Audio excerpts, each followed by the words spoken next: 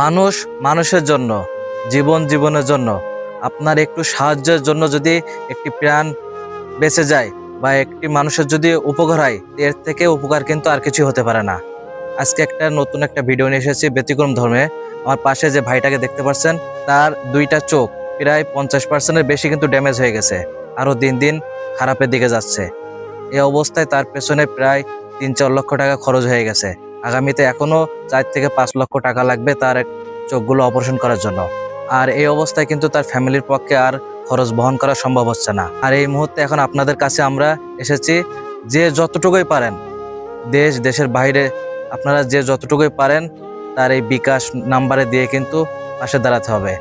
এখনই সময়, কেননা তার এই অপারেশন দুটো না হলে কিন্তু তার চোখটা আস্তে আস্তে ক্ষতির দিকে যাবে, এমনকি অন্ধ হয়ে যাবে।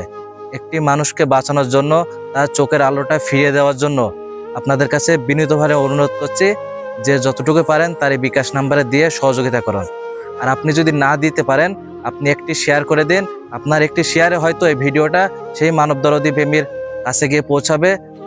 আপনার শেয়ারের ফলে কিন্তু ভিডিওটি সেই ব্যক্তির হাতে পৌঁছালে, এমনকি আপনার উচিলায় সেই ব্যক্তিটা তার চিকিৎসার দায়িত্বটা নিতে পারে। তো এখন আমরা তার মার কাছ থেকে জানবো যে কাকি আপনার ছেলের কি সমস্যা আর এখনো পর্যন্ত কত টাকা লাগবে। আসসালামু আলাইকুম। আমি আপনাদের সাথে আমার ছেলেকে নিয়ে খুবই অসহায়ের ভিতরে আছি। আমার এই ছেলেটা এমনকি এক গ্লাস পানি নিতেও তার খুবই কষ্ট হয়। কেউ যদি তার সামনে গ্লাসটা দেয় তা সে ধরে পানি খায়।